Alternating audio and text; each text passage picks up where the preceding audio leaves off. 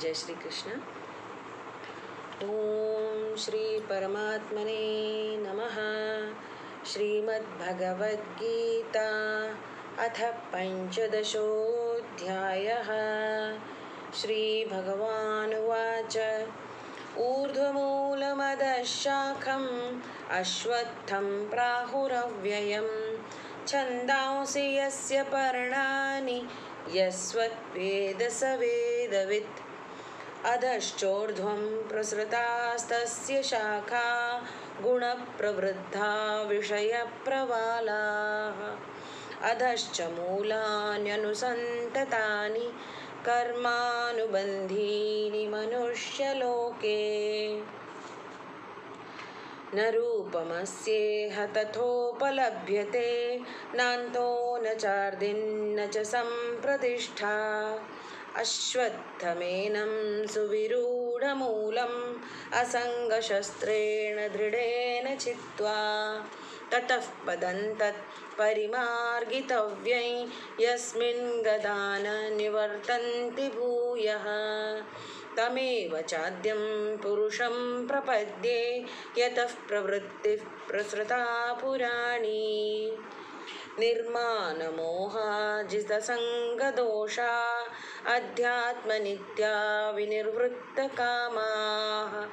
द्वैर्विमुक्ताः सुखदुःखसंज्ञैर्गच्छन्त्यमूढा पदमव्ययं तत्। न तद्भासयते सूर्यो न शशाङ्को न पावकः यद्गत्वा न निवर्तन्ते तद्धाम परमं मम। ममैवांशो जीवलोके जीवभूतः सनातनः। मनःषष्ठानीन्द्रियाणि प्रकृतिस्थानि कर्षति। शरीरं यदवाप्नोति यच्चाप्युत्क्रामतीश्वरः गृहीत्वैतानि संयाति वायुर्गन्धानि वाशयात्। श्रोत्रं चक्षुस्पर्शनं च रसनं घ्राणमेव च अधिष्ठाय मनश्चाव विषयानुपसेवते।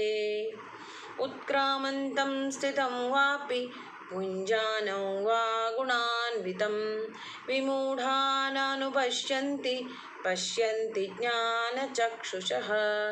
यतन्तो योगिनश्चैनं पश्यन्त्यात्मन्यवस्थितं यतन्तोऽप्यकृतात्मानो नैनं पश्यन्त्यचेतसः। यदादित्यगतं तेजो जगद्भासयतेऽखिलं यच्चन्द्रमसि यच्चाग्नौ तत्तेजो विद्धि मामकम्। गामाविश्य च भूतानि धारयाम्यहमोजसा पुष्णामि चौषधिः सर्वास् सोमो भूत्वा रसात्मकः। अहं वैश्वानरो भूत्वा प्राणिनां देहमाश्रितः प्राणापानसमायुक्तः पचाम्यन्नं चतुर्विधम्। सर्वस्य चाहं हृदि सन्निविष्टो मत्तः स्मृतिर्ज्ञानमपोहनं च वेदैश्च सर्वैरहमेव वेद्यो वेदान्तकृद्वेदविदेव चाहम्। द्वाविमौ पुरुषौ लोके क्षरश्चाक्षर एव च क्षरः सर्वाणि भूतानि कूटस्थोऽक्षर उच्यते। उत्तमः पुरुषस्त्वन्यः परमात्मेत्युदाहृतः।